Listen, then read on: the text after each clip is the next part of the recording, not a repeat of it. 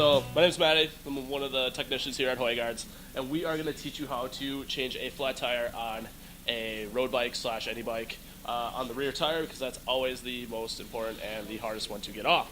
So step one is to basically, if you're out in the field, you can put your bike up onto a branch of a tree or anything. You can put it upside down, but basically you want to get your rear wheel elevated somehow. This is our simulated tree. Works really well at this point. So first step to this process is really to get the chain down onto the lower cassette of the lower gear of your cassette.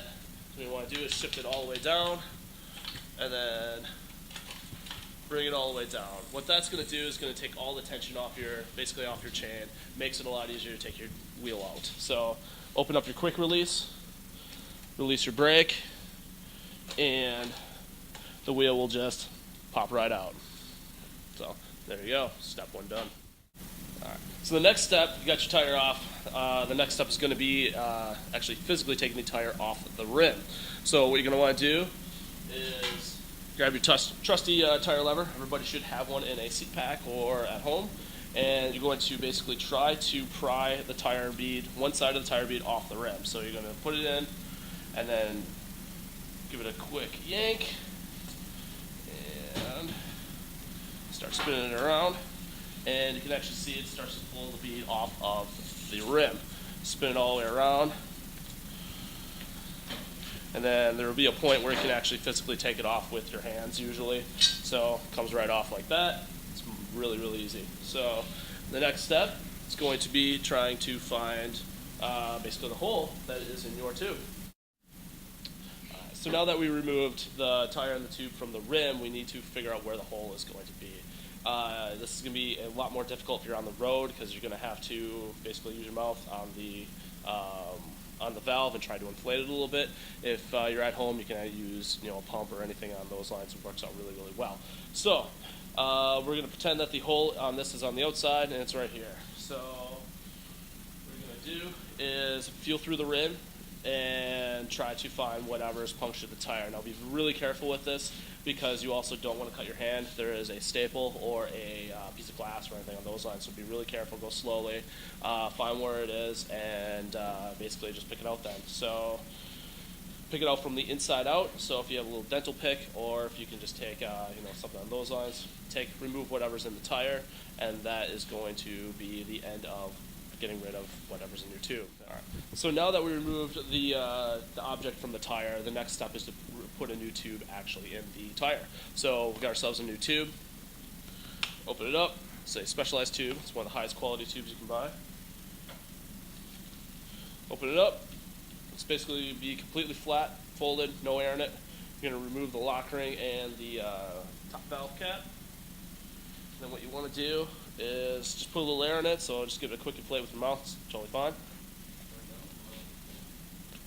Just gives it a little substance, easier to work with at that point.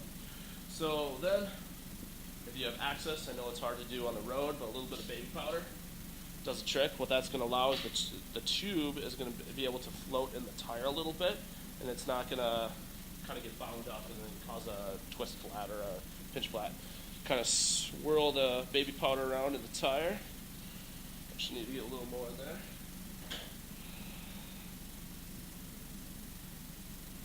If you don't have baby powder, it's not end of the world, but it definitely helps out a lot. So with getting that tire and tube in. So then what you're going to want to do is start mounting the tire back onto your rim. So this tire, there's no directional to it. A lot of times you want to put the logo right over the valve, and then put the logo on your drive side. So it's easy to get a hold of if you ever do get a flat and you need to know what direction it goes. Usually the logo is on the outside. So this tire was particularly easy to get on. I really just put it on with my hands. Sometimes you have to use the tire lever to get that first bead over, but this one was pretty simple. So then what you want to do is put your valve in, put it down. Now this is going to be the critical part of doing this, is you want to make sure that the tube is all the way in the tire. If you get it caught between the rim and the rim and the tire bead, you could get a pinch flat, and then you got to do this process all over again and buy yourself a new tube. And sometimes if you start inflating it, you will blow up the tire and it will sound like a shotgun. So that is not fun. So make sure it's all on the inside. Start at the valve right here, and then slowly start putting the other side back on. So start spinning it around. Again, making sure that the tube does not pinch in between the rim and the tire. Get that completely on. Now with most tires, when you get to this point, you're going to want to make sure that you get your tire lever out and put it in, and then slowly work that bead back over in there. So again, making sure that you don't pinch the tube along the process. Then from here, what you're going to want to do, grab our pump, our trusty floor pump. You want to start inflating it up to the proper PSI. What I like to do is go about halfway with it, and then we're going to make sure that the bead is correctly positioned all the way around the tire.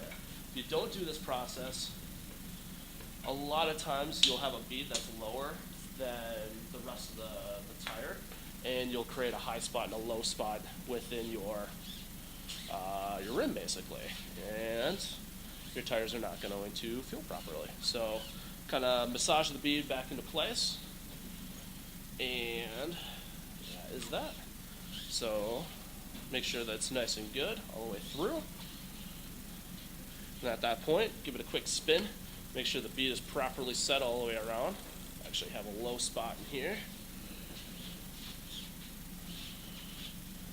Right there. And then at this point, now that the bead is completely set on, inflate to your proper PSI, throw it back on your bike, and we're ready to go.